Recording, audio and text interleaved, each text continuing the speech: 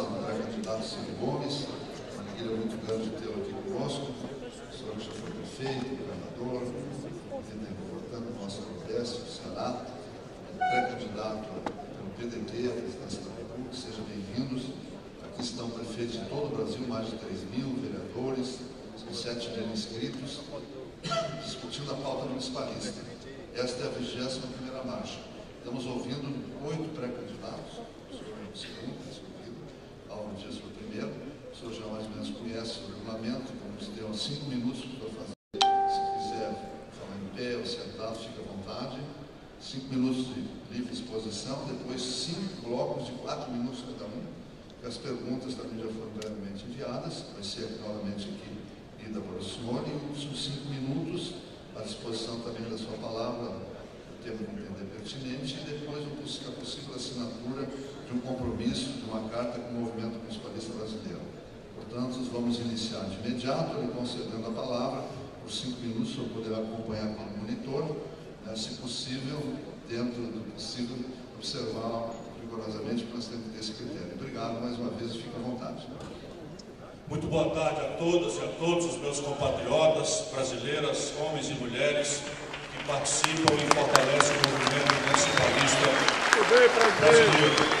A todos quero cumprimentar, muito agradecido e honrado por mais uma vez, nesses 21 anos eu devo ter estado presente em boa parte deles, ao líder desse movimento, Paulo Zilkowski, velho camarada e amigo, a quem eu quero render minha homenagem, presidente da Confederação dos Municípios do Brasil.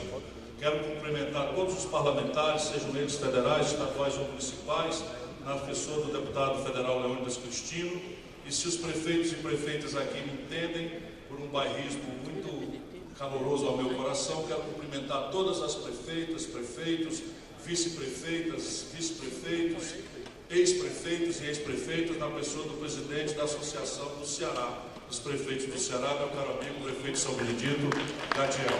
Todo mundo vai entender que eu cumprimento o prefeito cearense. Eu, meu caro Paulo, agradeço muito o privilégio de estar aqui, porque eu considero que o redesenho do Pacto Federativo Brasileiro é uma única condição do Brasil desmontar a gravíssima bomba socioeconômica, política e institucional que hoje está de forma muito gravemente pesando sobre as costas dessa nação tão amada e tão sofrida. Se nós quisermos olhar a realidade brasileira com a sensibilidade que vocês têm, mais do que qualquer um, me permitam chamar de vocês, porque eu sou filho de ex-prefeito, eu fui prefeito, meu irmão foi prefeito, o atual irmão mais jovem é prefeito, então eu tenho uma história de identidade, de afinidade com a agenda municipalista. Considero que a grandeza do Brasil se afirma na pluralidade da nossa unidade municipalista, da nação brasileira. Portanto, se me permitem, ao invés de senhoras e senhores, excelências, eu lhes peço, venha para considerá-los amigos e chamá-los de vocês. O Brasil teve 62 mil homicídios nos últimos 12 meses. O Brasil tem 13 milhões e 700 mil pessoas desempregadas. O Brasil tem mais de 60 milhões de nacionais nossos com nome no SPC, impedidos de consumir pelo crédito, se sentindo as pessoas mais humilhadas do mundo. E o Brasil simplesmente tem hoje mais de 37 milhões de pessoas empurradas para a informalidade. Isso tudo são breves números, que cada um deles representa um argumento muito poderoso daquilo que explode na sua sala, de uma situação em que o Estado Nacional Brasileiro não consegue, da forma como está desenhado, responder a nenhuma das suas graves tarefas e responsabilidades. No homicídio, por exemplo, só 8 em cada 100 são investigados. Só para a gente ter clareza de como é preciso redesenhar um pacto federativo. E esse desenho há de ser compreendido na fórmula de um pacto fiscal diferente. O Brasil, quando fez a sua Constituição de 88, eu ajudei a rabiscá-la, ainda como constituinte do Estado do Ceará, o Brasil montou uma carga tributária de 27% do PIB, reproduzida com muita justiça. Eu fui prefeito já na circunstância da Constituição de 88. E hoje essa carga tributária explodiu de 27 para 36, e todo esse imenso galope foi feito por contribuições não partilhadas com os estados e municípios. Ao mesmo tempo em que se empurram para os municípios, de boa fé, não duvido, tarefas novas, ônus novos para os quais não há financiamento previsto. piso nacional disso, piso nacional daquilo, tarefas estas, tarefas aquelas outras, como transporte escolar, para dar exemplos pragmáticos que todos aqui conhecem e me permitem ser resumido. Isso então nos traz ao desenho de uma profunda reestruturação do Pacto Federativo Brasileiro. Mas isso não é fácil de fazer quanto é fácil de falar. Porque o Brasil tem hoje um pacto muito perverso de minorias muito agressivamente poderosas que praticamente monopolizam as energias políticas do país. Eu brinco sempre com aqueles que me dão a distinção da sua audiência, que a gente quando vê na beira de uma estrada, seja no Rio Grande do Sul, no Mato Grosso, na Amazônia, no Nordeste ou no Sudeste, se a gente passar numa estrada e vir um tatu em cima de um topo, me perdoe a metáfora, não duvide, alguém botou esse tatu ali. Pelo mero fato de que tatu não sobe em topo. E isso que está acontecendo no Brasil, acreditem, não está acontecendo porque tinha um manual de fazer certo, e os camaradas aqui em Brasília são tão irresponsáveis que fazem tudo errado. Se fosse assim era mais fácil. O que está errado no Brasil está errado porque atende a interesses poderosos e minoritários. E aqui está um eixo preservado do já difícil e sofrido poder político nacional brasileiro. E é isso que introduz a minha palavra hoje. Nós precisamos restaurar a autoridade moral do poder político brasileiro. Contem comigo para essa tarefa. Muito obrigado a todos. Obrigado, candidato. Então agora nós vamos fazer as 5 perguntas, que o senhor já teve conhecimento. São 4 minutos para a resposta de cada uma. O senhor pode colocar da maneira que entender. É importante sempre um enfoque dos municípios, se possível, e as perguntas nessa direção. Portanto, vamos à primeira pergunta para o pré-candidato Ciro Gomes. O diálogo federativo é extremamente importante para a construção da governança de políticas públicas eficientes, capazes de atender as demandas cada vez maiores da população. Sendo assim, o senhor ou a senhora assume o compromisso de receber pessoalmente a Confederação Nacional de Municípios em reuniões trimestrais para pactuar uma agenda de trabalho entre o governo federal e os municípios? Sim, com muita alegria, com muito prazer, mas só que eu vou precisar que nos 6 primeiros meses essas reuniões sejam pelo menos quinzenais. E eu lhes explico por quê.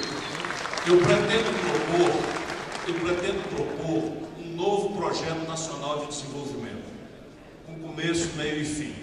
E esse projeto nacional de desenvolvimento vai começar por enfrentar 3 gravíssimos obstáculos que nos impedem hoje de crescer. O explosivo endividamento das famílias e das empresas, cujo número eu já dei, o explosivo problema da dependência de importados. Sempre que o Brasil cresce qualquer coisa, explodem os importados, e isso gera crise no balanço de pagamentos e desvalorização da nossa moeda, mas fundamentalmente o Brasil está proibido de crescer por um colapso fiscal que foi tratado com uma rudeza incompetente que vai criar constrangimentos absolutamente selvagens. Eu me refiro à tal emenda constitucional 95, que é para proteger um valor correto, não duvidemos disso, a sanidade fiscal, o equilíbrio fiscal, o equilíbrio das contas, é um valor importante para as famílias, para as empresas e, portanto, para a nação também. Eu não tenho um dia de déficit na minha já longa vida pública, de ex-ministro da Fazenda, ex-governador do Estado, ex-prefeito de uma capital, um dia sequer pratiquei de déficit. Portanto, eu tenho uma certa coerência para afirmar isso. Entretanto, no caso brasileiro, nós introduzimos uma norma que não há precedente no mundo. Quando 51% da nossa despesa executada foram despesas financeiras, juro e rolagem de dívida. E isso está fora de qualquer controle. 29% despesas previdenciárias, e isso está fora de qualquer controle. Para onde é que vai explodir este selvagem controle que ninguém no planeta Terra jamais imaginou que seria tão fácil resolver desequilíbrio fiscal?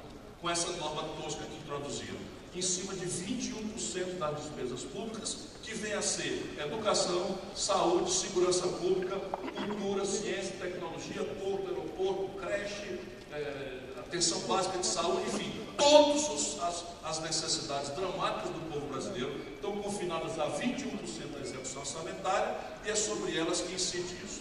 Para revogar isso, nós vamos precisar muito de vocês. Como eu disse, não foi para agradar, embora me agrade muito ser gentil com isso. Eu digo porque eu sou um velho vivido. Hoje, o Congresso Nacional desmoralizado, o Poder Federal desmoralizado, a autoridade política desmoralizada, a uma invasão absolutamente intolerável, que tem que ser posto um fim a ela, de atribuições democráticas por poderes que não são votados, Ministério Público que é governado pelo Judiciário que é governado pelo e nós vamos precisar trazer de volta o eixo do poder real brasileiro para o poder democrático, para o poder da população e da sua representação legítima. Por isso, eu peço, não só me comprometo de recebê-los trimestralmente, com muito prazer, mas eu lhes peço que nos 6 primeiros meses nós possamos nos encontrar a cada 15 dias para desenharmos um novo modelo de financiamento do Estado brasileiro.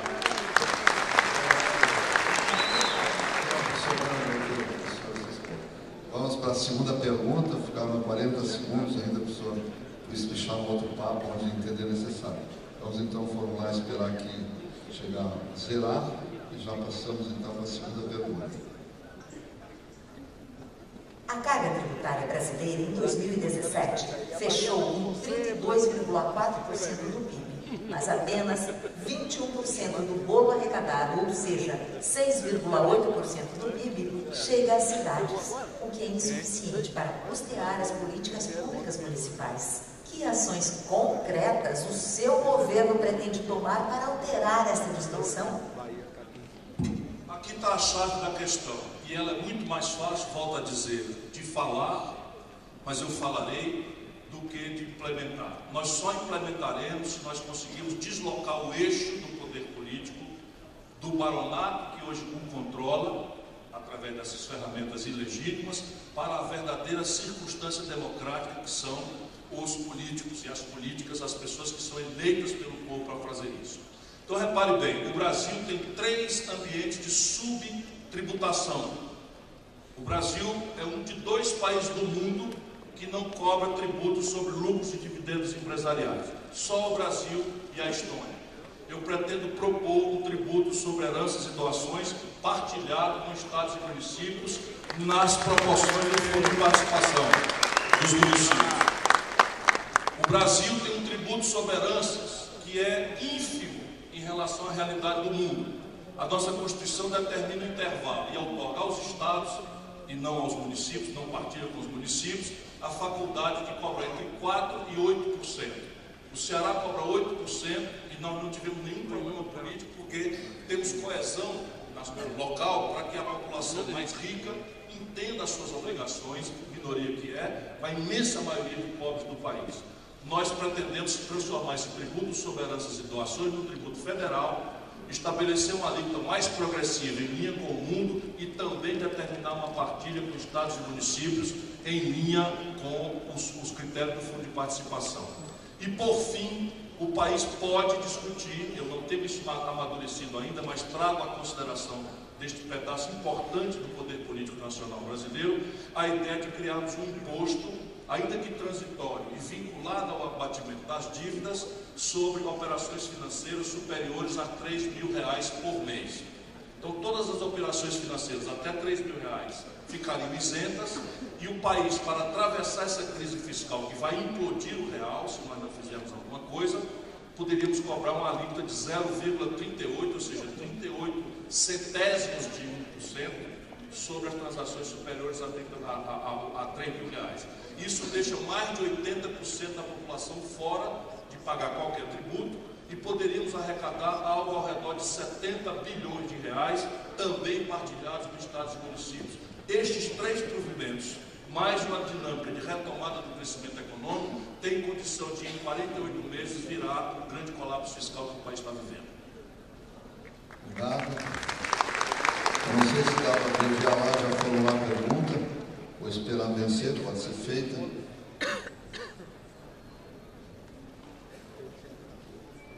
Saúde e assistência social são direitos do cidadão. Como o financiamento dos 2 sistemas deve ser tripartite, a atual oferta do serviço sofre com o congelamento de gastos da União em função da emenda no teto do gasto público. Em 2017, os municípios já comprometeram 24% dos seus orçamentos na manutenção das ações e dos serviços públicos em saúde. O orçamento do governo federal para essas 2 áreas vem reduzindo ano a ano. No caso da assistência social, o orçamento reduziu em quase 20%. Como o seu governo pretende atuar nessas áreas de gestão de forma a evitar que todos os problemas recaiam sobre os municípios e seus gestores? O redesenho do Pacto Federativo existe, e eu apresentei aqui uma página que é a mais popular de se propor, mas volto a dizer, eu estou convencido de que estou na presença de um eixo central, estratégico do poder político desmoralizado do Brasil. E é um eixo que está preservado, as assembleias estão um pouco preservadas e os prefeitos estão completamente preservados na respeitabilidade do povo. Portanto, propor aqui significa iniciar um esforço de entendimento na contramão do privilégio, na contramão de minorias ativas, organizadas, que, na minha opinião, ninguém precisa concordar comigo, promoveu um golpe de Estado no país e está infelicitando a nação brasileira com um conjunto de providências antipovo, antipobre e antinacionais. O país precisa retomar a sua estratégia de desenvolvimento e eu falei na questão da receita, mas a repartição de atribuições é outra face da mesma moeda. O Pacto Federativo dilacerado também está acontecendo nesse plano da repartição de tarefas.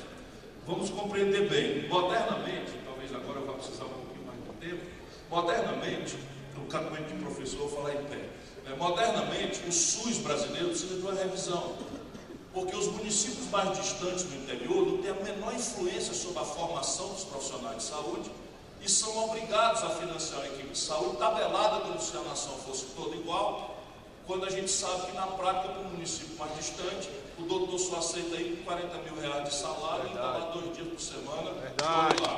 E a consulta por regra morre na ausência de uma política eficiente de distribuição de remédios e, mais do que isso, a formação moderna da medicina no Brasil, especialmente, exige especializações, exames especializados e também morre aí o esforço de consulta e começa toda uma demanda por exames especializados, sem se falar no imenso estoque de aos milhões de brasileiros que estão hoje aguardando a oportunidade de uma cirurgia eletiva. Portanto, é preciso que a gente faça, nesse redesenho de repartição de atribuições, uma atualização dos valores generosos que o SUS afirma. E isso também há de se fazer por um caminho de financiamento mais eficaz, mas pela introdução de inovações institucionais. Por exemplo, o Ceará experimenta na área de exames especializados, já 100% do interior estão cobertos, 100%, de policlínicas administradas em consórcio entre o Estado e os municípios, em que o paciente não vai para a fila, o paciente é indicado pelo computador com dia e hora marcada e transporte sanitário fazendo para não dar absenteísmo em consultas que são muito caras, em especialidades que são muito caras. Isso está funcionando e pode ser replicado para o Brasil. Mas nós temos um problema dramático fora da assistência social e saúde, que é a explosão legítima no tempo de dificuldade econômica, em tempos de emergência da mulher ao mercado de trabalho, pelo ensino infantil. Não é razoável imaginar que no momento em que o país está vivendo, nós possamos adiar a expansão acelerada do ensino infantil. E aqui o papel da União foi estimular a construção de creches pelo Brasil afora e não coparticipa dos financiamentos. Eu pretendo criar uma espécie de Fundeb para o ensino infantil e uma espécie de Fundeb, falando aos governadores, para o ensino médio. Porque o Fundeb é uma experiência que atravessou o governo Fernando Henrique Lula e revelou-se muito êxito como uma política pública imune às oscilações dos ciclos eleitorais, dos ciclos político-partidários do nosso país. Enfim, esse conjunto de desenhos novos de repartição de atribuições fazem parte do outro lado da moeda de um ressaneamento fiscal do nosso país. Muito bem. Vamos para a quarta pergunta, se não falei memória, é a quarta, né? Pode passar. Os municípios são responsáveis pela oferta da educação infantil, que passou a ter a pré-escola como obrigatória a partir de 2016 e tem como meta atender ao menos 50% da faixa etária de creches até 2024. Para atender essa imposição, são necessárias cerca de mais 500 mil matrículas na pré-escola e 2,2 milhões de matrículas na creche. O custo, especialmente da creche, é notadamente maior do que o valor por aluno recebido do Fundeb e as matrículas só aumentam nessa faixa de ensino, enquanto as demais diminuem. Isto deve gerar um rombo nas contas municipais de mais 21 bilhões ao ano. E entendemos que apenas na construção de um novo Fundeb podemos equalizar essa conta. O seu governo pretende priorizar a educação básica, construindo um novo mecanismo de financiamento que atenda às crescentes demandas municipais? Não me leve a mal, por favor, e não é por bairrismo, é que o nosso discurso dos políticos, anda muito pouco confiável para o nosso povo. Então eu estou procurando substituir ideias por, quando posso, dar exemplos. Hoje, 77 das 100 melhores escolas básicas do Brasil estão no Ceará, que todo mundo sabe é um dos estados mais pobres do país. A minha cidade de Sobral, que é encravada no miolo do semiárido do Nordeste, que é o endereço da maior volume de miséria do país, tem o melhor IDEB do país e já alcança indicadores que seriam propostos para o Brasil para os anos de 2020 ou 2025, 2030. De maneira que eu tenho muita comoção, porque eu tenho orgulho de ser vinculado às pessoas, às equipes, aos imensos quadros do magistério público do Ceará, produzir essa proeza. É com esta compreensão que eu, se um dia tiver a honra de servir essa grande nação como seu presidente, eu pretendo atuar. Quero apenas ser muito sério, porque não é justo com quem está tanto sofrido como o nosso povo, que a gente ainda os alimente com promessas falsas e mentirosas. O Brasil precisa se livrar da tal emenda 95 que estabelou os gastos pelos próximos 20 anos. E isto não se fará sem uma ampla mobilização, por isso é que eu preciso estar consigo de 15 em 15 dias nos 3 primeiros meses, nos 6 primeiros meses, porque o baronato quer tabelar todos os outros gastos para deixar livre o mais selvagem e antissocial dos gastos, que leva já metade do orçamento brasileiro, que é juro e rolagem de dívida.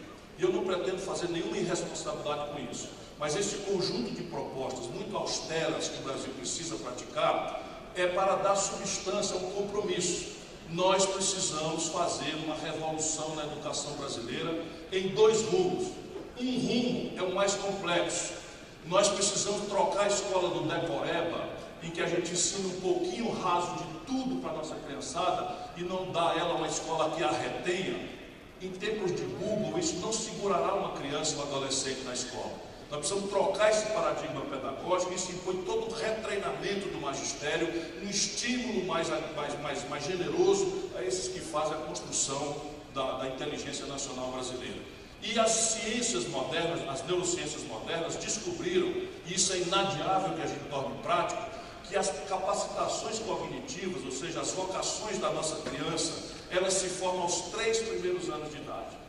De maneira que, se nós não acudirmos o filho do pobre com alimentação, assistência médico-odontológica na primeira infância, nós já estamos condenando esse filho do pobre a uma competição absolutamente selvagem e desigual para ele em todas as etapas da vida. E nisso não duvidemos, por mais que não seja nossa visão, nós estamos produzindo o exército de reserva para o narcotráfico, para as facções criminosas que campeiam impunemente pelo Brasil afora, ante a absoluta desmoralização do Estado de Direito Democrático. Para isso é necessário que, de fato, nós nos unamos. A operação deve ser dos municípios, mas a outra grande tarefa é, dizendo de onde vem o dinheiro, resolver a equação do subfinanciamento, que é dramaticamente verdadeira, especialmente na educação brasileira.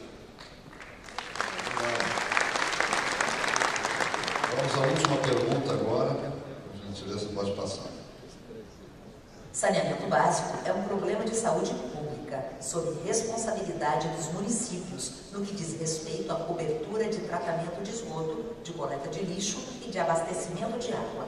O custo para universalizar esses serviços ultrapassa os 300 bilhões, o que levaria mais de 100 anos no atual ritmo de investimentos. Ademais, encerrar os lixões é hoje uma das exigências em que os prefeitos mais estão sendo criminalizados. Qual a política do seu governo para apoiar os municípios no processo de encerrar os lixões no Brasil? Quais políticas públicas serão implementadas para a área de saneamento no seu governo? Eu tenho a honra e o orgulho, de novo, não é por qualquer tipo de vaidade, apenas por exemplo, que é melhor do que 1000 palavras, de ter sido o governante de Fortaleza que encerrou o lixão da quinta maior cidade e fez o aterro sanitário em consórcio com os municípios vizinhos da cidade de Fortaleza. O município de Calcaia hoje é sede da coisa e já estamos extraindo energia do chorume de energia da própria manipulação do aterro sanitário com todas as infraestruturas. E também tenho a honra de ter sido o governante que tomou Fortaleza com 13% dos seus domicílios saneados para entregar ao meu sucessor com 67% dos domicílios saneados. Portanto, eu tenho um compromisso já executado com isso. Esse drama dos 300 bilhões de reais, ele não precisa ser assim tão sofridamente ouvido por nós, porque o recurso para saneamento básico não precisa ser a fundo perdido e não precisa ser estritamente saído do cofre público, do seu ponto de vista estrito. O que eu quero dizer é o seguinte, que ainda antes de uma reforma fiscal, ainda antes de um redesenho do Pacto Federativo, pelo mero aperfeiçoamento da legislação de garantias e de franquias de empréstimos e retenção ou procuração de garantia com fundo de participação ou de cota parte de ICMS, há hoje mais de 300 bilhões de reais ociosos nos fundos diversos que podem ser tirados via crédito para estados e municípios realizarem. A maior parte dos municípios dá em concessão aos estados, mas a maior parte dos municípios que não tem acesso à concessionária do estado tem ainda essa responsabilidade.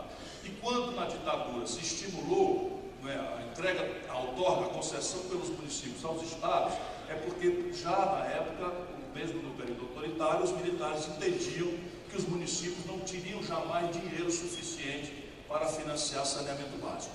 Então, o comprometimento de fazer um programa de eliminar os lixões é simples de ser feito, embora eu goste de estudar e nós possamos amarrar esse compromisso depois que eu tiver clareza de quanto custa, para que eu diga de onde vem o dinheiro. Mas o saneamento básico, por exemplo, toda a lei de responsabilidade fiscal hoje, uma operação simples, o município de Chapecó, em Santa Catarina, vai à Caixa Econômica, toma um dinheiro emprestado, ou vai ao BID, ou ao Banco Mundial, que é o melhor exemplo, e o Banco Mundial tem dinheiro sobrando para saneamento.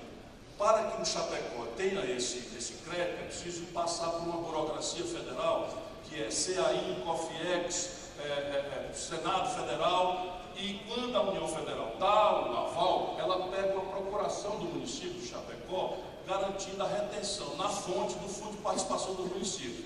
De maneira que, por um mero ajuste contábil, eu posso considerar isso uma partida dobrada, ativo contra passivo, resolvido. Compreende o que eu estou querendo dizer? Porque se eu estou com um débito para vencer em 20 anos, e eu tenho uma procuração do dinheiro que eu vou passar para ele, dizendo que eu posso reter o dinheiro se ele não pagar, por que eu não contabilizo isso a 0 a 0? Basta essa mudança na norma, que o mundo inteiro faz, diga-se a bem da verdade, para que a gente possa expandir, e só assim, com o crédito multilateral de longo prazo, é que nós podemos ser sérios e falar e revolucionar a questão do saneamento básico. Ponto. O Brasil tem um dos seus mais graves problemas o desemprego. E a primeira saída para o desemprego aberto no Brasil é um esforço de construção civil. Por quê? Porque a construção civil não importa insumos, não gera nenhuma dependência do balanço de pagamentos, emprega imediatamente pessoas, são investimentos modulares, não existe muita sofisticação na qualificação da mão de obra e corresponde a uma dramática necessidade que economiza lá do censo, porque cada centavo gasto em saneamento economiza 2 centavos no hospital e na distribuição de remédio. Portanto, contem com isso. Isso vai começar o meu governo resolvendo a parte do emprego com urgência a partir de um grande racha de construção civil em infraestrutura pública. Então foram vencidas as 5 perguntas. Agora o senhor terá o espaço de mais 5 minutos para as suas considerações finais. Nosso pré-candidato. Eu vim todo disciplinado para não estourar o tempo agora. Nem sei se vou precisar mais desses 5 minutos, mas vou para agradecer a cada um, a todos, a forma hospitaleira, gentil, generosa com que me receberam. Mesmo para um velho experiente político como eu, que já estou integrando 38 anos de vida pública, já fui deputado estadual de oposição, deputado estadual de situação, líder do governo Tasso Gereissati na Assembleia do Ceará, já fui prefeito de Fortaleza, governei o Ceará, já fui ministro da Fazenda sob a liderança do grande brasileiro das Minas Gerais, Itamar Franco, servi ao Brasil sob a liderança do presidente Lula como ministro da Integração Nacional, enfim, já corri o país, conheço a nossa inteligência, conheço a nossa liderança política, gosto de dizer, embora isso nada mais seja que a minha obrigação, que são 38 anos de vida pública, nunca fui envolvido em qualquer tipo de escândalo ou roubalheira. Muito bem! Estou comovidamente entregue a essa missão de participar de um debate, mas queria dizer a vocês, o Brasil não vai sair dessa encalacrada sem um amplo e fraterno debate. Nós precisamos olhar os problemas brasileiros por diversos ângulos, por vários olhares, por vários pontos de vista ideológicos, porque a situação, acreditem, com essa experiência que eu tenho, nunca esteve tão grave como está hoje. O colapso fiscal, mais a desmoralização da política, especialmente na cabeça dos mais jovens, que passam a não acreditar mais na linguagem da democracia, que é a política, produzem um caldo de cultura, de disrupturas institucionais, com a cobiça internacional de olho nas nossas riquezas estratégicas, especialmente petróleo, mais a biodiversidade amazônica, mais a água potável que o Brasil tem como nenhuma parte do planeta Terra. Tudo isso nos obriga a um grande, generoso e fraterno esforço de reunir o Brasil. E é a essa tarefa que eu quero me dedicar. Eu quero, para mim, o lugar na história daquele homem que, unindo todos os brasileiros de boa fé, oferece ao país, para um momento de medo, de descrença, de desconfiança, a restauração na crença de que essa é uma nação que tem tudo para fazer o mundo admirar de pé o nosso esforço civilizatório.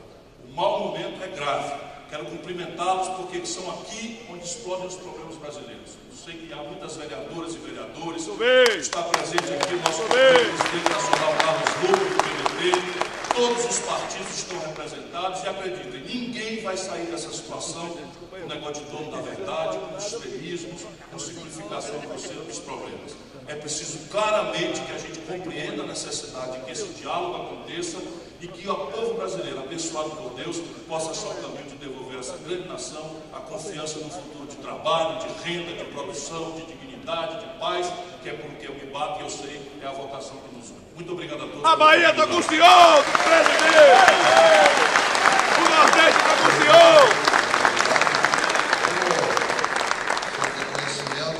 Nós estamos oferecendo oportunidades. Se eu queria substituir o documento, essas posições, eu pedi ao Araújo, então, viesse até aqui, nosso vice-presidente, para que o senhor assumisse esse compromisso, que foi aqui debatido, tenho certeza que vai muita palavra, mas é um critério que adotamos no movimento. Então, não tem bondade.